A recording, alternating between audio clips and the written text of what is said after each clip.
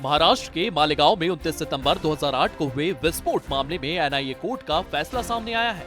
Court ने सभी 7 आरोपियों को बरी कर दिया है। कोर्ट ने कहा है कि किसी भी आरोपी के खिलाफ कोई ठोस सबूत नहीं है। यह साबित नहीं हुआ है कि विस्फोट में इस्तेमाल मोटरसाइकिल पूर्व सांसद और भाजपा नेता साध्वी प्रज्ञा ठाकुर की थी।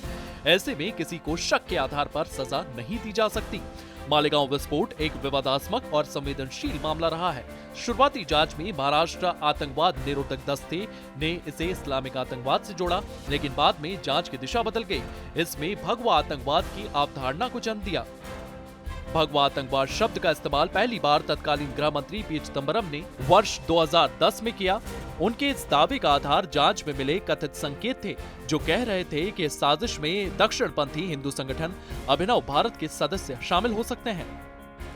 लेकिन इस फैसले ने पुरानी सियासी जख्म फिर से हरे कर दिए हैं। खासतौर पर कांग्रेस पर सवाल उठ रहे हैं, जिसने इस केस के बाद हिंदू आतंकवाद या भगवा आतंकवाद जैसे शब्दों का इस्तेमाल किया था।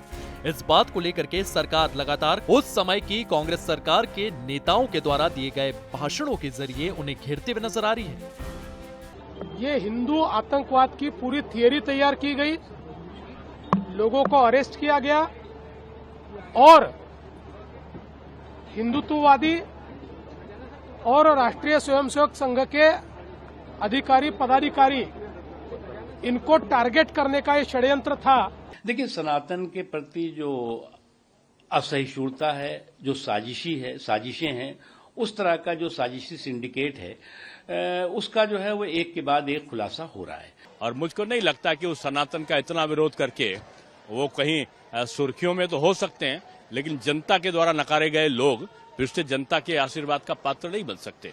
हिंदुत्व और सनातन उग्रवादी टेररिस्ट हो ही नहीं सकता। इस देश में प्रमाणित है युग युग से। जिस तरीके से मालेगांव ब्लास्ट में कांग्रेस ने कोशिश किया था भारत को और भारत के जो सृष्टि कृष्टि संस्कृति को बदनाम करने के लिए, कांग्रेस को सबको आके माफी मांगना चाहिए। हिंदू आदमी कभी आतंकवाद नहीं बनेगा, क्योंकि वो भगवान को मानने वाला है, उसी के साथ संस्कृति समझने वाला है, जपने वाला है।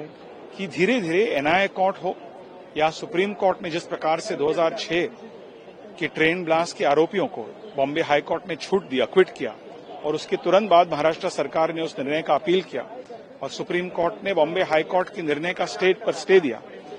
इसका साफ मतलब है कि 2004 से लेकर 2014 तक जिन लोगों को, पीड़ितों को न्याय देना चाहिए था, उनका एक ही मकसद था, एक ही उद्देश्य था कि टेररिस्ट को प्रोटेक्शन दे। इसी के साथ साथ मालेगांव जांच टीम के सदस्य महबूब मुजावर का एक बयान सामने आया है। उन्होंने कहा है कि उन पर भगवा आतंकवाद को बढ़ाने के लिए दबाव बनाया गया और चार्जशीट में मोहन भागवत का नाम डालने का दबाव बनाया गया।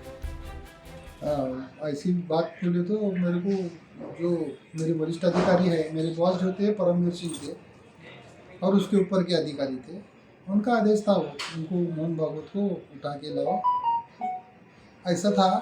और तब उस वक्त भगवा आतंकवाद का कंसेप्ट चल रहा था मीडिया के अंदर, और ये जो झूठे काम करने के लिए मेरे को बोला तो मैंने नहीं किया। उसकी मेरे को सजा मिली, झूठा काम नहीं करने से मेरे को अटक किया गया, जेल में डाला गया।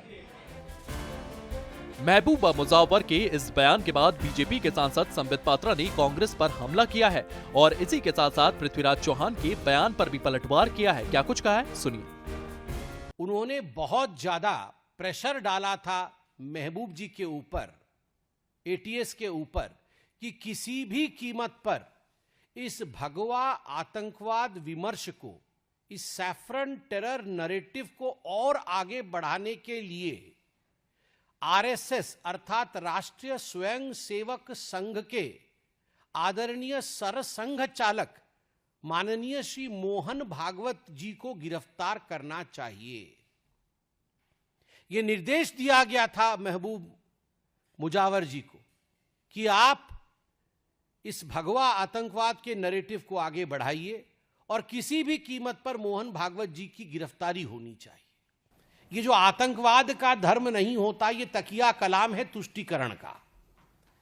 ये आतंकवाद का धर्म नहीं होता, वो तमाम कांग्रेसी नेता कहते हैं जब आतंकवादी हमला होता है ताकि वो अपने वोट बैंक को साध सके और तुष्टीकरण की राजनीति को आगे बढ़ा सके।